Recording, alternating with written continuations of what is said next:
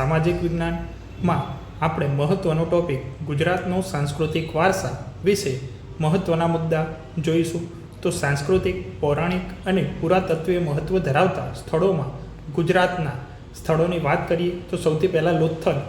તો લોથલ ધોળકા તાલુકામાં આવેલું છે અને ધોળકા તાલુકો એટલે કે અમદાવાદ જિલ્લામાં આવેલું છે. તો આપણે કહી શકાય કે એક લોથલ આવશે. એના સિવાય બીજું રંગપુર કે જે લીંબડી તાલુકો સુરેન્દ્રનગર જિલ્લામાં આવેલું છે. તો જે રંગપુર છે પહેલાં એ સુરેન્દ્રનગર જિલ્લામાં આવતું હતું, પણ અત્યારની વાત કરીએ રંગપુર તો એ અમદાવાદ જિલ્લામાં આવશે. વાત કરીએ ધોળાવીરા, તો ધોળાવીરા કચ્છ જિલ્લામાં આવેલું છે. તેમજ રોજડી અથવા શ્રીનાથગઢ, જો રોજડીનું બીજું નામ છે શ્રીનાથગઢ, એ રાજકોટ જિલ્લામાં આવેલું છે. તો આ વાત કરીએ તો ગુજરાતના સાંસ્કૃતિક એટલે કે સિંધુ સભ્યતાના સ્થળોની વાત કરેલી છે. એના સિવાય વડનગરનું કીર્તિ તોરણ પણ જાણીતું છે. જૂનાગઢમાં આવેલ સમ્રાટ અશોકનો શિલાલેખ પણ જાણીતો છે. મોઢેરાનું સૂર્ય મંદિર, જે મોઢેરા છે આપણે મહેસાણા જિલ્લામાં આવશે. અને આ મોઢેરાનું સૂર્ય મંદિર સોલંકી વંશના રાજા ભીમદેવ પ્રથમ દ્વારા બાંધવામાં આવેલું છે. તેમજ આ મંદિરનું નકશીકામ ઈરાની શૈલીમાં થયેલું છે. ચાંપાનેરનો દરવાજો, આપણે કહી શકાય કે ચાંપો વાણિયો હતો, બરાબર. તો વનરાજ ચાવડાએ પોતાના ચાંપા વાણિયાના યાદમાં ચાંપાનેર વસાવ્યું હતું. તો ચાંપાનેરનો દરવાજો, સિદ્ધપુરનો રુદ્ર મહાલય, સોલંકી વંશ હતો ત્યારે તેની પાટનગર આપણે કહી શકાય કે અણહિલપુર પાટણ હતું. તો ત્યારે જ મૂળરાજ સોલંકીએ રુદ્ર મહાલય બનાવેલો હતો અને સોલંકી વંશનો સ્થાપક પણ મૂળરાજ સોલંકી હતો.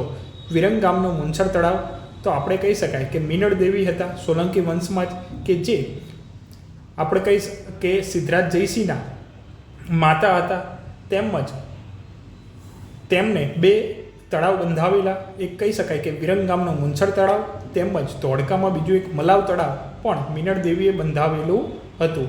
તો અમદાવાદમાં આવેલી જામા મસ્જિદ, જે અમદાવાદના જે સ્થાપક હતા અહમદ શાહે બંધાવેલી છે. અને ગુજરાતની સૌથી મોટી મસ્જિદ પણ જામા મસ્જિદ છે, જે લાલ દરવાજા વિસ્તારમાં આવેલી છે.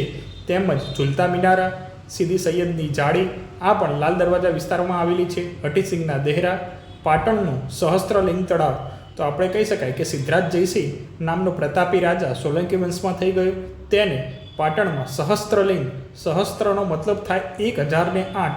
આ જે પાટણનું તળાવ છે એની ફરતે 1008 નાના મોટા મંદિરો આવેલા છે.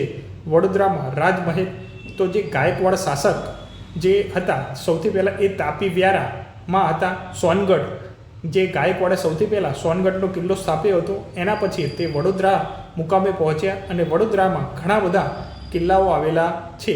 તો વડોદરાનો રાજમહેલ, જૂનાગઢમાં મોહમ્મદ ખાનનો મકબરો, નવસારીમાં પારસી અગિયારી વગેરે ઐતિહાસિક સ્થળ જોવાલાયકો સ્થળો છે.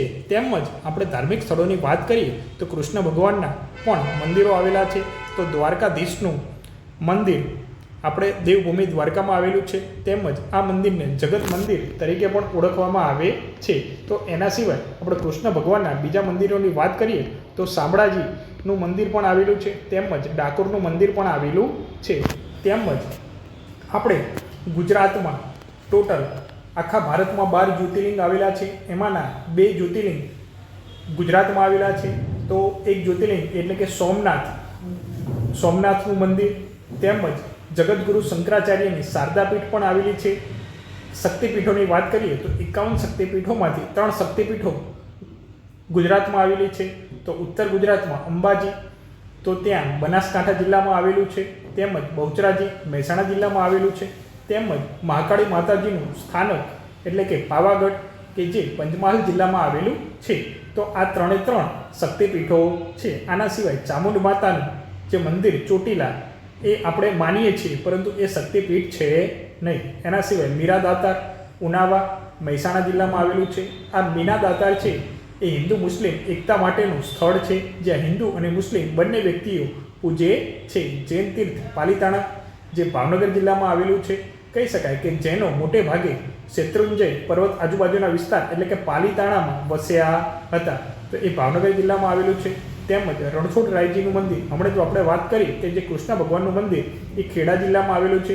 તેમજ શામળાજી, કે જે કાળિયા ઠાકોર તરીકે ઓળખાતા કૃષ્ણ ભગવાનનું મંદિર એ અરવલ્લી જિલ્લામાં મહત્ત્વના તીર્થસ્થાનો તરીકે ગણવામાં આવે છે. એના સિવાય પ્રવાસનલક્ષી સ્થળોમાં પોળો કે આપણે જેને પોલો ફોરેસ્ટ તરીકે ઓળખીએ છીએ, જે વિજયનગરના જંગલો એ સાબરકાંઠા જિલ્લામાં આવેલા છે, તેમજ આપણા ગુજરાતમાં અલગ અલગ મહોત્સવનું પણ આયોજન થાય છે. જાન્યુઆરી મહિનામાં પતંગોત્સવ તેમજ કાંકરિયા કાર્નિવલ 25 ડિસેમ્બરથી 31 ડિસેમ્બર સુધી કાંકરિયા તળાવની ફરતે અમદાવાદમાં કાંકરિયા કાર્નિવલનું આયોજન કરવામાં આવે છે. ત્યાં ગુજરાતના મહત્ત્વના જે કલાકાર છે એ પોતાનું પરફોર્મન્સ આપે છે. તાના રીરી મહોત્સવ વડનગરમાં એનું આયોજન કરવામાં આવે છે.